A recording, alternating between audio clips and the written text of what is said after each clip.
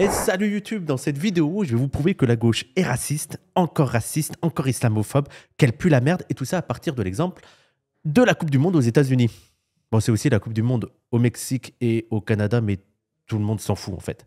Je fais cette vidéo parce que j'ai participé à une émission de sport sur Parole d'Honneur, une émission animée par Samir Bousnina, et dans laquelle on parle de sport, mais beaucoup de foot. Et dans la première, on n'a parlé que de foot. Et donc, dans cette vidéo, j'ai parlé du cas de la Coupe du Monde aux États-Unis.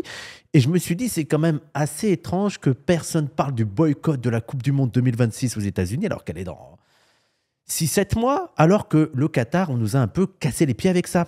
Surtout à gauche, c'était la Coupe du Monde à absolument boycotter. Prenons la Coupe du Monde 2022 au Qatar, tous les scandales qu'on a eus et tout, il faut boycotter. D'ailleurs, là, c'est un message que j'aurai à la gauche, toi. Toute la gauche qui nous a cassé les couilles, comme quoi il fallait boycotter la Coupe du Monde de 2022, du Qatar et tout, parce que le Qatar, c'est pas ouf. Là, il y a la Coupe du Monde aux États-Unis. La Coupe du Monde aux États-Unis sous Trump. Est-ce qu'on va avoir le même discours de faut boycotter, c'est problématique?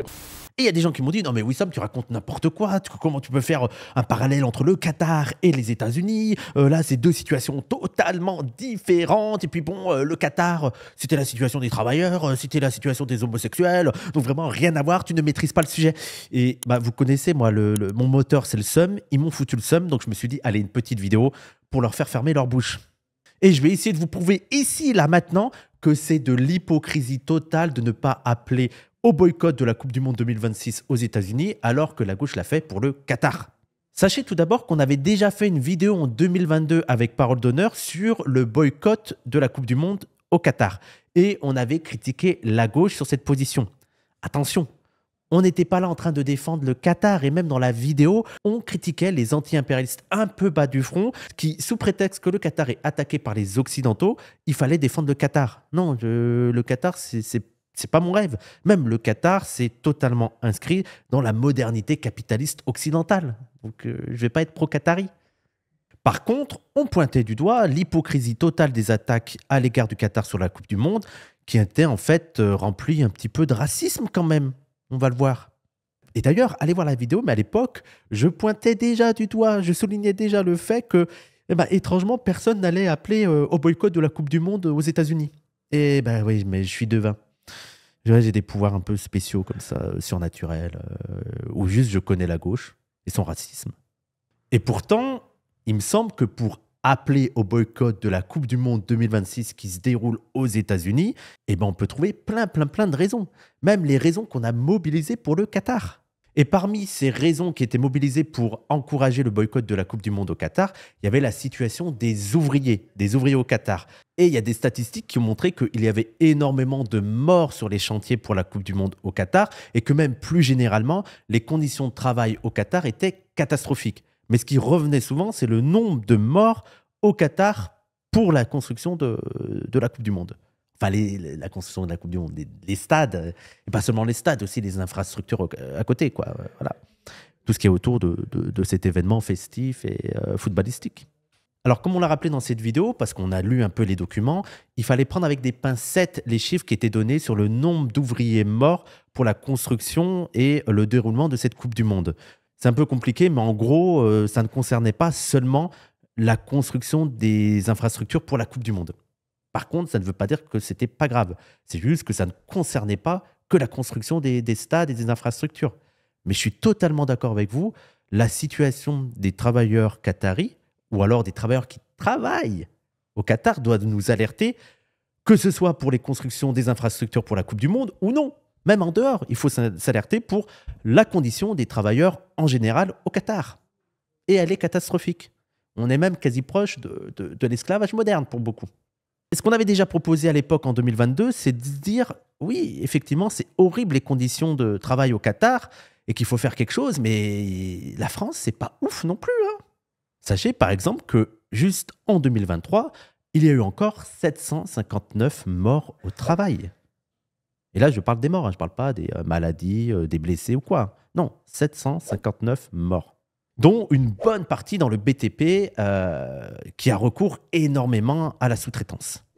D'ailleurs, il faut savoir que les Français, on est fort au foot, mais on est si fort en mort au travail parce qu'on est parmi les plus hauts taux d'Europe. Cocorico. Et oui, on a environ 3,3 morts au travail pour 100 000 travailleurs. Pour vous dire, l'Allemagne à côté, c'est 0,8 morts au travail pour 100 000 travailleurs. L'Espagne, c'est 1,9. C'est quand même... nous, on a 1,4 de plus, quoi. C'est pas rien. Mais bon, là, c'est pas la France qui nous intéresse, c'est les USA. Et ben, les USA, ils sont supérieurs, génial, à l'Amérique, et supérieurs à la France.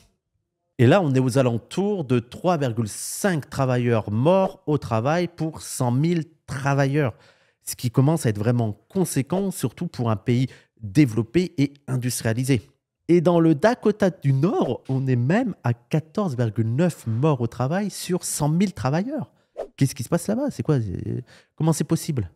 Et bien sûr, les premières victimes, ce sont les classes ouvrières, mais aussi les minorités raciales, en particulier les hispaniques. Alors oui, je sais, certains vont vous dire, oui, effectivement, les chiffres sont pas ouf pour la France, pour les États-Unis, mais oui, Sam, là, tu es en train de comparer l'incomparable. Le Qatar, les conditions de travail sont affreuses. On est dans le cas du quasi-esclavage quand même. Faut le rappeler, c'est de l'esclavage moderne ce qui se passe au Qatar. Et je suis d'accord. Toutefois, je voudrais ajouter deux petites choses en ce qui nous concerne et en ce qui concerne le sujet des États-Unis.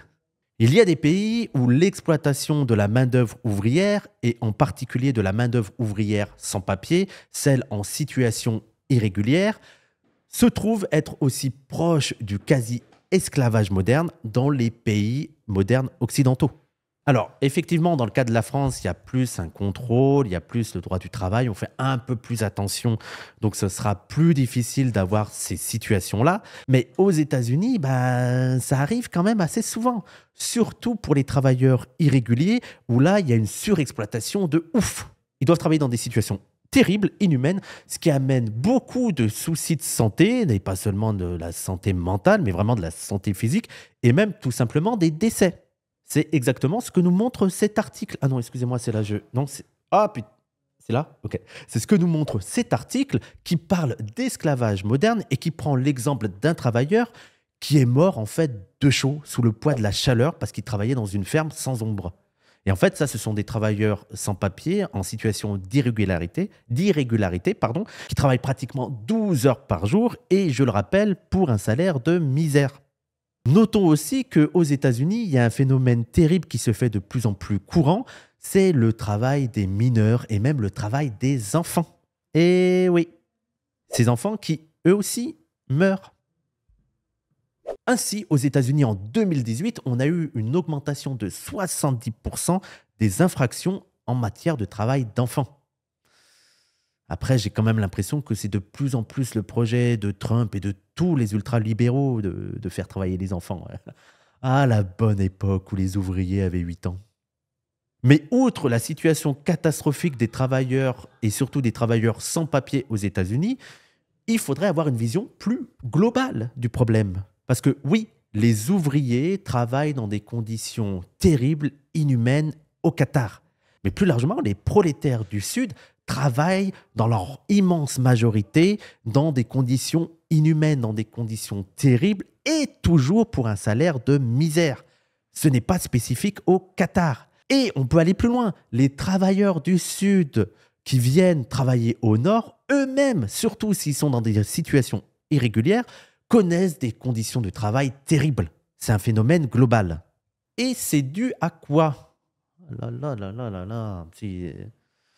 Je ne sais pas, je dirais peut-être le capitalisme. Un capitalisme qui a besoin de travailleurs pas chers à surexploiter pour augmenter les profits. Et au final, le fait que les travailleurs du Sud, même ceux qui travaillent au Nord, le fait que ces travailleurs-là, ils aient moins de droits, ils aient moins de salaire, ils aient moins de sécurité et qu'ils soient surexploités, ce n'est pas dû au comportement très méchant de leur gouvernement, mais c'est dû à la marche normale du capitalisme et de l'impérialisme. Attention, je ne suis pas en train de dire que les gouvernements du Sud n'ont aucune responsabilité, mais tout ça, c'est un problème global. Le capitalisme a besoin de pays sous-développés, a besoin de travailleurs à surexploiter pour augmenter les profits et pour permettre des bonnes conditions aux populations du Nord. Alors, si vous n'aimez pas Nord ou Sud, préférez les termes périphérie et centre. Il y a besoin d'une périphérie où les travailleurs sont surexploités pour permettre la vie belle, ou à minima belle, au centre. D'ailleurs, j'ai fait un Talkie Oui avec Benjamin Burbaumer où on aborde la question de l'impérialisme et même la domination des États-Unis. Alors peut-être que ce Talkie Oui n'est pas encore publié, mais quand ce sera publié sur YouTube, allez-y, foncez, foncez, c'est trop bien, c'est excellent. Vous allez tout comprendre à ce que c'est l'impérialisme et pourquoi les États-Unis, c'est le grand Satan. Alors on continue la vidéo. Or, qui aujourd'hui est le pays qui domine le capitalisme mondial? Quelle est la superpuissance impérialiste qui a construit une mondialisation qui répond à ses besoins et à ses intérêts? Quel est ce pays qui a mis en place des infrastructures, qui a mis en place des multinationales, qui a mis en place des organismes qui lui permet de servir ses intérêts directs, ses intérêts économiques, politiques et idéologiques? Des organismes internationaux comme le FMI qui, par exemple, va imposer des mesures d'austérité aux pays du Sud, des mesures d'austérité dont les premières victimes sont les travailleurs du Sud. Ah, vous voyez, il y a des liens qui sont faits. Hein. Un pays qui, de lui-même, va aussi imposer des blocus économiques qui sont dévastateurs et où, là aussi, les premières victimes, ce sont les classes laborieuses. Un pays qui se dit même que si un autre État tente des expériences un petit peu socialistes ou un peu plus égalitaires, peut-être qu'on risque d'intervenir militairement. Et donc, vous avez deviné de quel pays on parlait des États-Unis. Les États-Unis sont la première puissance mondiale qui préserve et assure un ordre mondial capitaliste totalement inégalitaire, qui condamne une bonne partie de la population mondiale dans la misère et dans la surexploitation. Il faut le comprendre, il faut que ça rentre dans votre tête. Bordel de merde! Et la France, on n'est pas loin derrière, hein. C'est-à-dire qu'on suit la locomotive états-unienne, hein. On n'est pas à plaindre, il faut le savoir. Et donc, ce sont les États-Unis qui font tout pour préserver cet ordre mondial qui détruit des centaines de millions de vies. Donc, si la condition des travailleurs vous inquiète et que cette condition a été mobilisée pour encourager le boycott de la Coupe du Monde au Qatar en 2022, je ne comprends pas pourquoi on ne pourrait pas mobiliser cette raison pour appeler au boycott des putains d'États-Unis. C'est eux. C'est quand même eux, le FMI, tout ça. C'est quand même eux qui imposent ce putain d'ordre capitaliste horrible et qui fait qu'on se casse le dos tous les matins à 8 heures, quoi. Enfin, moi non, parce que j'arrive vers 15 heures au bureau et j'ai une bonne chaise. Et donc, de base, l'État américain est l'ennemi des intérêts des travailleurs. C'est celui qui maintient ce système qui exploite et surexploite les classes populaires partout dans le monde. Mais ça l'est encore plus avec Donald Trump. Donald Trump est un ultralibéral convaincu et un ennemi absolu de la classe ouvrière. Même blanche, hein, vu qu'il prétend défendre les travailleurs blancs. Même eux, c'est un ennemi. Et en plus de ça, il est en ce moment même, avec son gouvernement, en train de mener une chasse ultra vénère et même ultra perverse contre les travailleurs sans papier, rendant leur situation encore plus délétère qu'elle n'était. Donc, encore une fois, on a toutes les raisons de boycotter la Coupe du Monde aux États-Unis, ne serait-ce que pour le droit de la classe ouvrière, le droit des travailleurs. Il y a une deuxième raison qui était mobilisée, qui était mise en avant pour justifier le boycott de la Coupe du Monde au Qatar en 2022, c'était l'homophobie et plus largement la LGBT-phobie du pays. Et effectivement, on ne peut pas cacher le fait qu'au Qatar, les relations homosexuelles sont loin d'être encouragées comme le fait le lobby woke. Je rigole. Non. Effectivement, le Qatar interdit, réprime et condamne les relations homosexuelles et les identités LGBTQIA+, sont non reconnues en fait. Pour eux, ça n'existe pas. On avait déjà abordé ce sujet sur la première vidéo. Là, je voudrais juste parler du cas des États-Unis sur cette question. Alors certes, il n'y a pas de commune mesure entre les droits LGBT aux États-Unis et les droits LGBT au Qatar. Tout simplement parce qu'il n'y en a pas au Qatar. Donc c'est très vite facile de faire mieux. Et les États-Unis sont historiquement plus progressistes, plus libéraux sur ce sujet. Mais ça, c'est pas dû au gouvernement, c'est dû aux LGBTQIA+, eux-mêmes, qui ont dû lutter pour leurs droits et affronter notamment la police. Mais ça, je ne veux pas refaire l'histoire, vous la connaissez. Stonewall, là, tout ça, je sais pas quoi, là, il y a des noirs LGBT qui se sont énervés, ils ont lancé des cailloux. Voilà. Toujours les racisés à lancer des cailloux, toujours. Qu'ils soient homosexuels ou pas, ça lance des cailloux sur la police. Faut arrêter un petit peu là. Mais il faut noter que la donne a changé depuis l'arrivée de Trump. Alors certes, les droits homosexuels en eux-mêmes, comme par exemple le mariage gay, il n'est pas encore menacé. Trump se dit plutôt favorable, ou disons que ça ne le dérange pas. Et une majorité de la population américaine est favorable au mariage homosexuel. Par contre, en termes de droits LGBT, il y a une catégorie de cette population qui est particulièrement visée. Ce sont les personnes trans. Alors là, c'est une dinguerie, c'est une catastrophe. Même Poutine, il est là en mode « Oh, frère ». Non, je pense que Poutine, c'est pareil. Trump fait de la transphobie un étendard de son projet politique depuis le début. Ça a même été un grand sujet de sa campagne. Et depuis le début de son mandat, il a tout simplement multiplié les déclarations et les mesures transphobes. En rendant par exemple compliquées les démarches administratives pour les personnes trans, en rendant l'accès aux soins beaucoup plus difficile, alors qu'il est déjà pas facile, et par exemple en virant les personnes trans de l'armée ou les femmes trans des catégories sportives féminines. Donc ça, c'est un exemple de mesure prise par Trump contre les personnes trans. Et en somme, Trump est devenu la figure mondiale de la transphobie et de l'anti-wokisme, et ce, en concurrence avec Poutine. Je ne vois pas trop la différence entre les deux sur ça. Et là, je parle des personnes trans, mais on pourrait aussi parler du droit des femmes, qui est lui aussi dangereusement menacé aux États-Unis en ce moment même.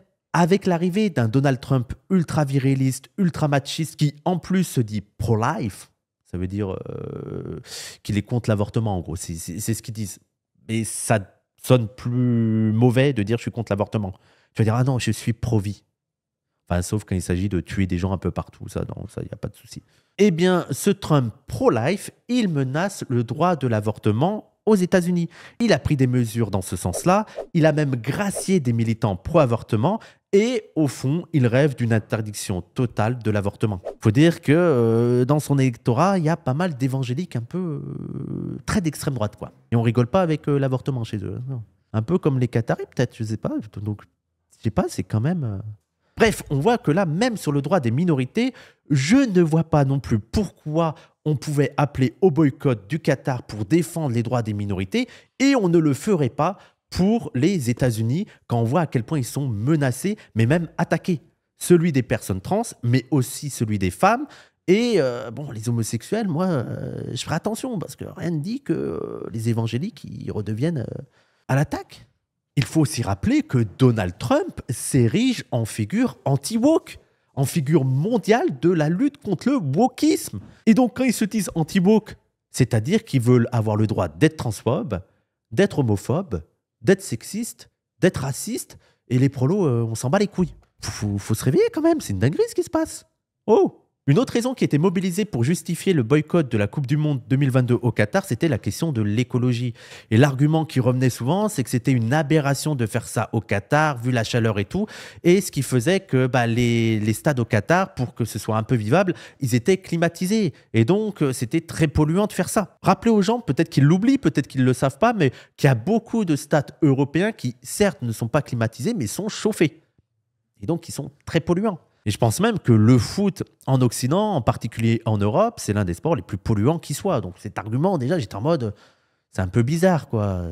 Ça sonne très hypocrite. Mais que dire alors de la Coupe du Monde aux États-Unis? Déjà, il faut noter qu'on a une augmentation du nombre d'équipes. On est passé de 32 équipes à 48. Alors déjà, moi, en termes purement footballistiques, je trouve que c'est n'importe quoi. Mais ça, c'est un autre sujet. On va pas en parler. On en parlera avec l'émission avec Samir. Allez la voir sur PDH, la nouvelle émission sur le sport, Virage Sud. Mais qui dit plus d'équipes, dit donc plus de matchs, plus de trajets, plus de déplacements et donc plus de pollution. En plus, sur une compétition qui se joue sur 3 continents.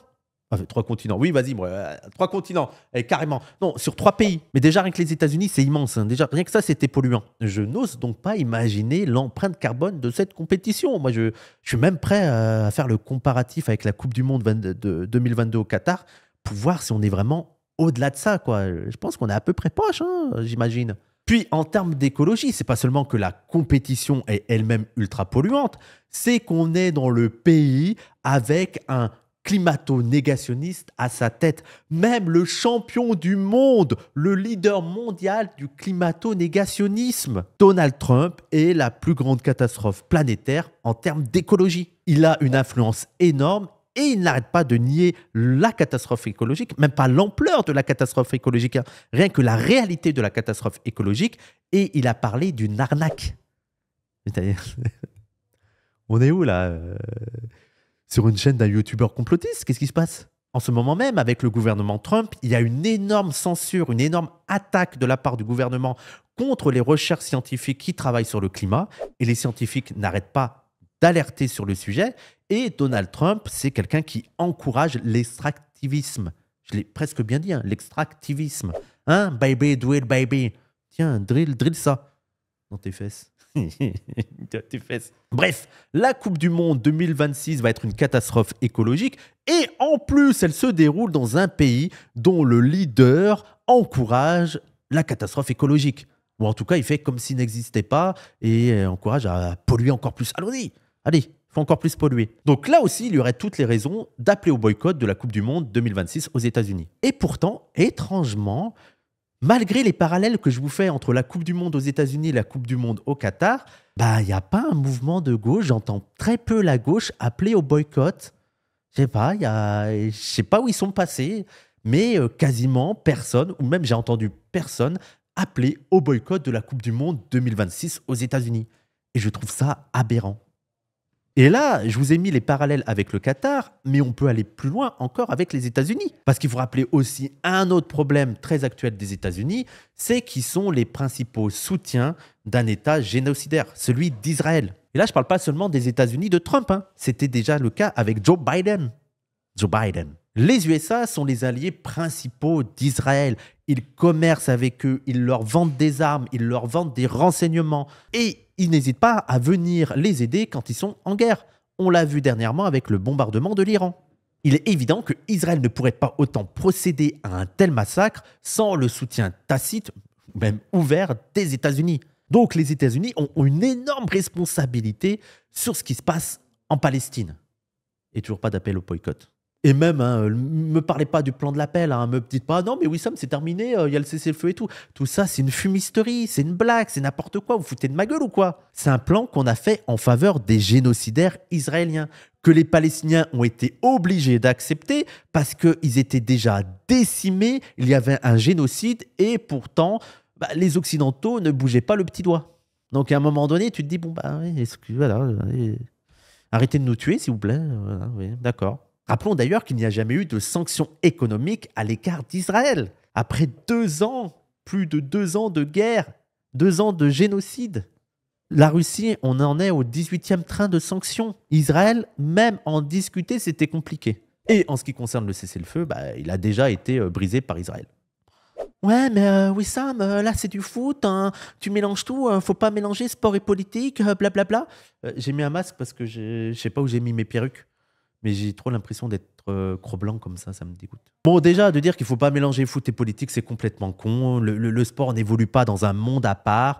Et déjà, il faut dire ça à ceux qui voulaient boycotter le Qatar en 2022. Mais surtout, il faut dire ça à Donald Trump et à Gianni Infantino. Alors, si vous ne connaissez pas Gianni Infantino, c'est le président de la FIFA. La FIFA qui est l'organisme qui organise la Coupe du Monde. Et Gianni Infantino et Donald Trump sont les meilleurs amis du monde. Gianni Infantino était même là pour assister à la signature de la paix entre Israël et la Palestine en Égypte. Alors pourquoi il était là? On ne sait pas. Mais il était là. Il a même salué le travail de Trump. On comprend mieux pourquoi la FIFA a toujours refusé d'exclure Israël des compétitions internationales. D'ailleurs, Infantino, il est coquin, il en manque pas une. Il a honte de rien. Sachez qu'il a dit qu'il était contre l'exclusion d'Israël parce que la FIFA n'avait pas pour vocation de régler les conflits géopolitiques. Oui, la FIFA a exclu la Russie. Ouais, mais là, c'est pas pareil parce que la Russie, ça correspondait pas aux intérêts occidentaux, donc là, il faut intervenir. Bref, c'est que de l'hypocrisie, que de la putain d'hypocrisie. Et là, pour les USA, j'ai parlé des liens avec Israël, mais on pourrait aussi parler des menaces de guerre de Trump à l'égard du Groenland, on l'a oublié, à l'égard du Panama, on l'a oublié, à l'égard du Canada, on l'a oublié, et encore la menace de plus en plus tangible de guerre contre le Venezuela. Bref, si on résume, les États-Unis, au fond, c'est quoi? C'est la guerre. C'est la guerre contre les travailleurs. C'est la guerre contre les immigrés. C'est la guerre contre les LGBT. C'est la guerre contre les minorités ethniques. C'est la guerre contre les femmes. C'est la guerre contre l'environnement. C'est la guerre contre le droit international. C'est la guerre contre le droit humain, etc., etc. Et ça s'est empiré avec Trump. C'est dire. Et pourtant, on n'entend toujours pas les médias de gauche appeler au boycott de la Coupe du Monde 2026 aux États-Unis. Ah, on se demande pourquoi. Eh bien, c'est très simple. Tout d'abord parce que l'impérialisme occidental, frère. L'impérialisme occidental dérange moins la gauche occidentale que l'impérialisme étranger. Que ce soit celui de la Chine ou de la Russie, ou même les pays autoritaires étrangers. Ça c'est grave. Parce qu'ils ne sont pas comme nous, quoi. C'est autoritaire, mais encore plus. C'est de l'autoritaire qui fait... C'est effrayant. On adore condamner les actions de la Russie, les actions du Qatar, les actions de je sais pas quoi mon cul, mais on ne sait pas balayer devant notre porte. Parce qu'au fond, qu'est-ce qu'ils se disent les gauchistes? Ils se disent oui, effectivement, nous aussi on est impérialistes, mais nous c'est de l'impérialisme cool. C'est de l'impérialisme soft, c'est de l'impérialisme démocratique. En plus, c'est de l'impérialisme qui peut un petit peu aider, tu vois. Ça peut virer des dictateurs, ça peut aider des femmes et des homosexuels. Alors certes, dans les faits, ça ne les a pas aidés et ça a plongé une bonne partie de la population dans la misère, mais quand même, notre impérialisme, il est plus cool que celui des autres, là. Puis, il ne faut pas oublier que cet impérialisme états-unien et occidental en général, on en profite. C'est grâce à ça qu'on a une vie quand même plus cool que celle d'un gars au Népal ou au Burkina Faso. Donc, c'est plus compliqué de le critiquer. C'est notre camp. Mais surtout, l'une des raisons principales de cette hypocrisie, vous l'avez deviné, vous savez ce que je vais dire, c'est le racisme. C'est évident, c'est le racisme, c'est l'islamophobie. C'est une islamophobie que n'a pas encore réglée la gauche. C'est une islamophobie qui est encore présente dans cette gauche molle. C'est en raison de ce racisme, c'est en raison de cette islamophobie au sein de cette gauche que pour cette gauche, ça paraît plus naturel d'appeler au boycott du Qatar que d'appeler au boycott des États-Unis. Quand bien même l'impact de destruction de vies humaines, de vies détruites ou même d'environnement saccagé est beaucoup plus grand pour les États-Unis que pour le Qatar. Les États-Unis ont plus détruit des vies humaines et la planète que le Qatar. Et pourtant, le Qatar est quand même... Allahu Akbar, Allahu Akbar, les femmes voilées, non, j'accepte pas. On préfère boycotter un pays musulman conservateur plutôt que la première puissance mondiale impérialiste qui préserve un ordre mondial inhumain. C'est la gauche occidentale. Bon, pour conclure... Est-ce que moi, j'appelle au boycott de la Coupe du Monde 2026? Parce que là, j'arrête pas j'arrête pas de dire ils sont hypocrites, mais moi, j'appelais pas au boycott de la Coupe du Monde 2022. Et donc, est-ce que j'appelle au boycott de la Coupe du Monde 2026? Non. Ah mais oui, ça, merde, attendez, excusez-moi. Ah non, mais oui, ça, mais attends, tout ça pour nous dire qu'en fait, tu vas regarder la Coupe du Monde, mais attends, mais où est ta cohérence, en fait? Non, mais c'est... Vous, les Arabes, vous êtes quand même perfides, c'est le tribalisme. Non, en réalité, j'aimerais. Moi, j'aimerais appeler au boycott de la Coupe du Monde 2026. Plutôt, j'aimerais avoir le pouvoir de le faire. C'est-à-dire que j'aimerais que mon appel au boycott de la Coupe du Monde 2026 prenne de l'ampleur, marche. Mais j'ai pas ce pouvoir, frère. Si je le faisais, ça n'aurait absolument aucune incidence. Ce serait du radicalisme. Il y a pratiquement personne qui me suivrait. S'il n'y a que moi, la Coupe du Monde 2026 aura lieu. Et en fait, je serai le seul solo à pas mater le foot. Voilà, je vais m'auto-punir. Et moi, je verrai pas le foot. Ça va me rendre triste. Parce que oui, c'est bien facile d'appeler au boycott de la Coupe du Monde quand tu regardes pas le foot, la gauche. On vous connaît. Alors, vous me cassez les pieds parce que vous détestez le foot et vous êtes là en mode boycott de la Coupe du Monde. Mais frère, tu regardes pas. Qu'est-ce que tu vas boycotter? Et moi, j'appelle pas au boycott de la compétition de yoga. Alors, me casse pas les pieds. Vous avez vu comment j'évite de dire casser les couilles depuis le début? On peut me féliciter quand même. Par contre, s'il y avait un réel mouvement qui émergeait, un mouvement national, voire international, qui appelait au boycott de la Coupe du Monde 2026 et qui avait vraiment un engouement pour ça, je serais le premier à y participer. Parce qu'au-delà même de la Coupe du Monde, aux États-Unis, je n'en peux plus du foot. Je suis quasiment dégoûté du foot. Je le regarde encore. Parce que, c'est comme quand tu vas dans une junk food, tu manges parce que voilà, il n'y a que ça. Mais je n'en peux plus. Le foot est devenu pourri. Mais malheureusement, ce n'est pas le cas. L'impérialisme américain, quand bien même c'est l'impérialisme dominant, l'impérialisme le plus puissant et l'impérialisme le plus destructeur, eh ben, il est toujours épargné par notre gauche molle. Molle. Par notre gauche molle. Notre gauche CIA. Hein? Même quand il est dirigé par un énergumène comme Trump. C'est ça qui me rend fou. Moi, je me disais, ah bah là, Trump, ils vont peut-être en profiter pour dire, ah non, c'est trop, c'est trop. Déjà que moi, de base, les États-Unis, c'était non. Hein. Bah alors là, je me disais, il y a Trump, vous le détestez. Eh ben, même pas. Même Trump, ça leur a pas suffi.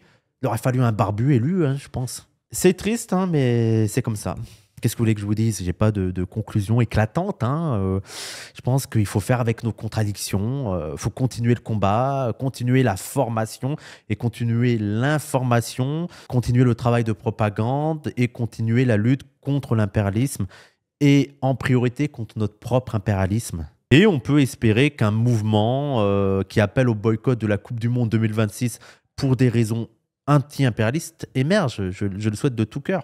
En attendant, je pense que je vais regarder des matchs de la Coupe du Monde en 2026 si rien ne se passe hein, et espérer bien sûr une victoire finale de l'Algérie. Ou de la France. Ah là là.